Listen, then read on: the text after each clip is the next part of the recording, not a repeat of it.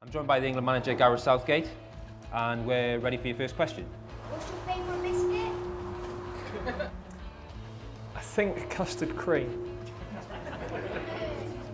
Wow, that's interesting. I thought I had you down as a digestive man, but custard cream is the one? Yeah, well, it was one of the harder questions I had to think about, really. Yeah.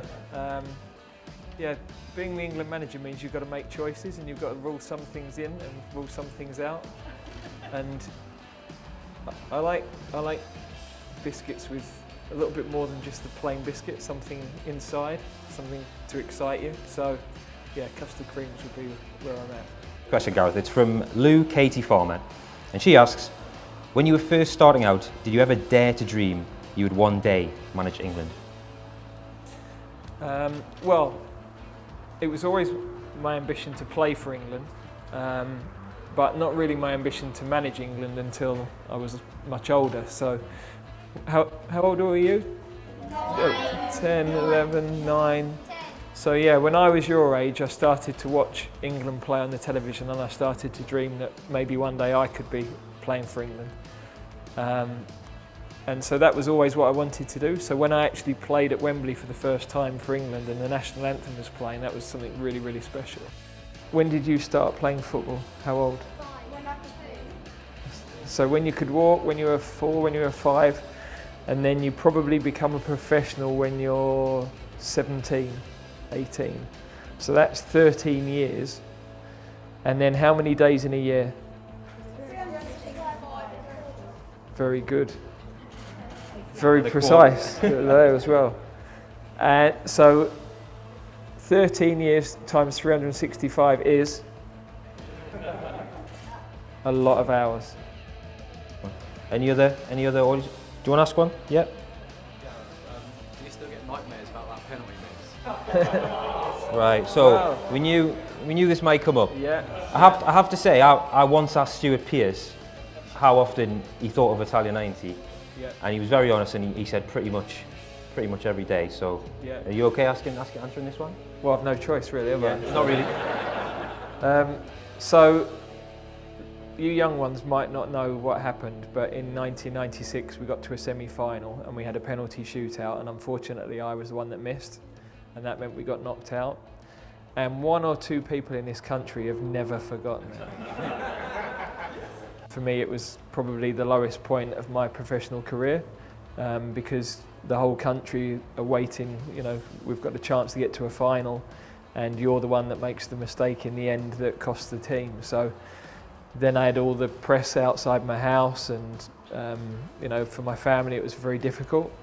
But I think I said to you all earlier, in your life, not everything will go as you want it to.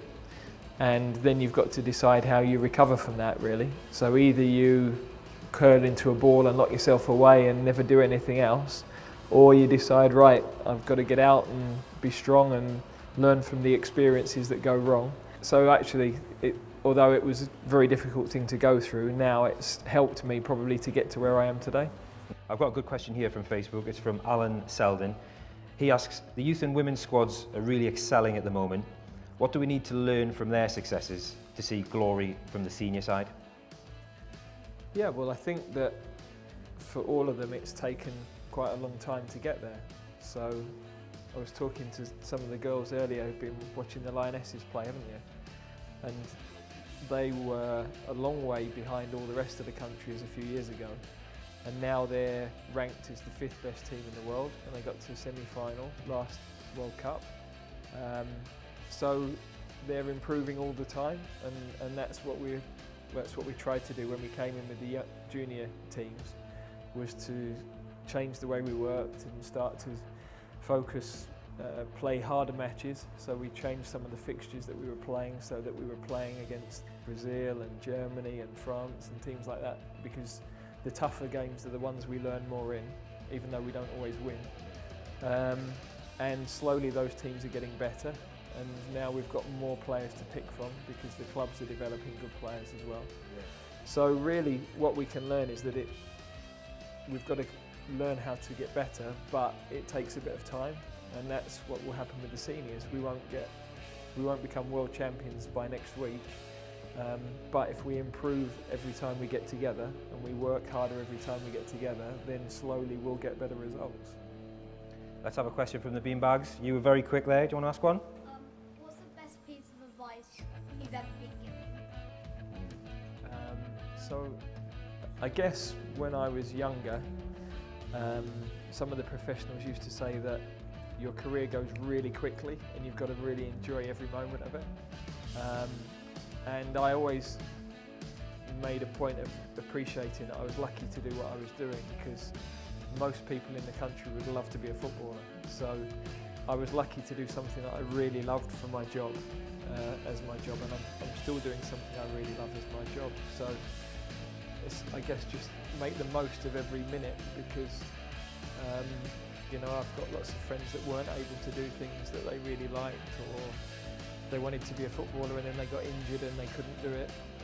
So really you've got to go for it. Whatever you want to do in your life, be brave enough to go for it. We've got a little special gift for you. Your favourite biscuit. I could have dipped them in my coffee if you'd given me them 2 minutes earlier. There we go. Thank you very much. I shall take them home as a memory of meeting all you Yeah. guys at Milton Keynes.